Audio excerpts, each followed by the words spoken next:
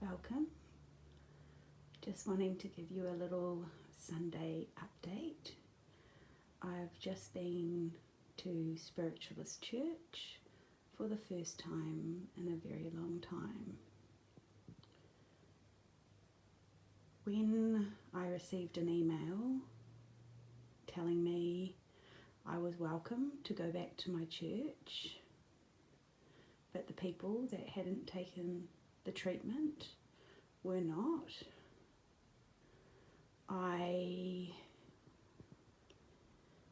that challenged every part of my belief value systems, and I made a statement that I don't think I'll ever go back to church again.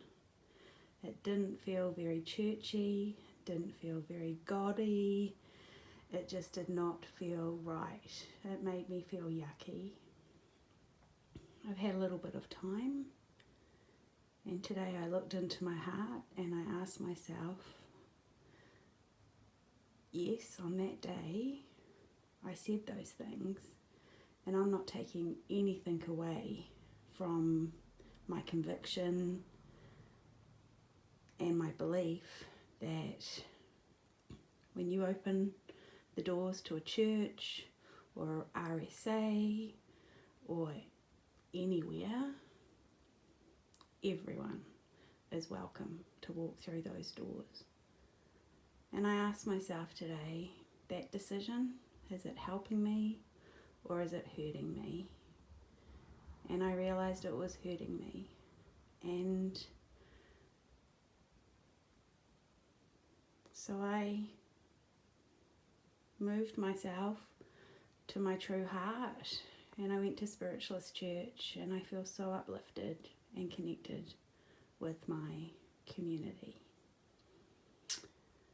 I'm not going to the protest march on Tuesday, and I knew when I heard about it a few weeks back that I just wasn't going.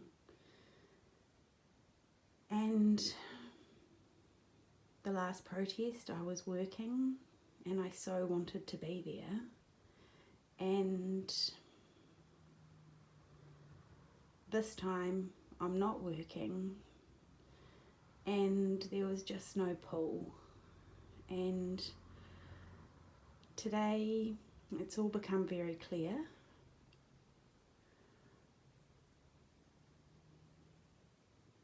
The events of the last week have been intentional to re-weaponize the 6 million decent Kiwis. It's all been designed and architected to weaponize the decent Kiwis that had got on with their healing, had got on with some reconciliation, were starting to take steps back closer together, and relationships were starting to mend. And all I've seen last week was the Sharmageddon. It just whipped everyone up into a frenzy again. And then we now have had the beautiful Chantal Baker taken off the Fakey book, and that wiped Sharmageddon off the radar. And today I've just watched the collective consciousness be re-weaponized, and it came to me, my resilience and my ability to ensure I won't get triggered and get scared, there's no guarantee of that. And if I go to that protest and things happen and I get scared, then my energy, instead of helping, will hinder. And I don't want that for our country. So what I am doing is I have built today, and It starts over there in my healing corner, and I was going to move all the yoga mats and stuff, and then they were like, no, that's part of this. We've all got to learn flexibility, how to pivot. And so I will take you on a little journey. So yeah, here's the healing table. And then we just move in to here. And these are the things that just wanted to come out. And there's my painting on the left, always carry forgiveness in your pocket. And then these two paintings wanted to come, and they were painted about 4 or 5 months apart, so kind of the same amount of time as between that day in March when our beautiful police force was weaponised against our innocent citizens. They were weaponised. I've watched police movies, and in all of the hostage type situations, they send in a negotiator. That didn't happen. The police were weaponised, and they went in and bashed and brutalised their fellow man. Those protesters were asking for mediation. That's what happens. That's the growing up thing to do when you're in a dispute. And that didn't happen for them. This is also wrong. But this painting in the bottom is called Hell in the Hallway, and it has a poem and a story that goes with it. And this painting above was painted only maybe 4 or 5, 6 months later, and it's called Love in the Hallway. So it is possible to go from hell and despair to a beautiful place. And that's why this particular part of the altar is dedicated to the police. Not the corporation of the police, and not the police uniform with the number on your shoulder. The actual human inside that number. You and your heart. I live about 1 kilometre from where Matthew Hunt, one of your colleagues, was shot and killed at the end of the first 2020 lockdown.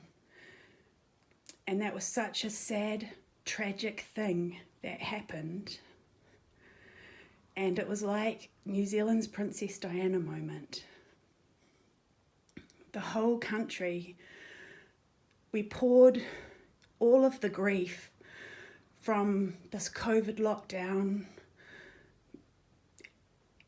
Everyone had their personal thing, but we poured our grief into the death of that beautiful young man, Matthew Hunt, the police officer who died in June of 2020, about 1 kilometre behind me.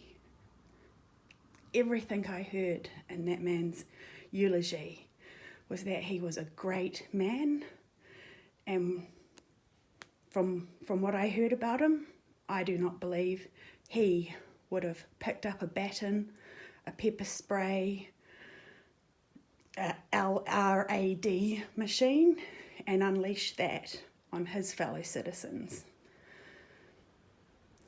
And especially not when there hadn't been mediation or negotiation tactics to prevent that from happening. So when I light these candles tomorrow, I will be asking Matt to come and talk to the humans inside that uniform, behind that number, and ask them to look to their heart and ask themselves, would Matt be doing this? So these are the candles for the police. And then we just move along to here, and You've always got to keep the source with you, and I've got a couple of backups. And I've covered the TV, because that is where so much of our fear and the whipping up into the frenzy comes from.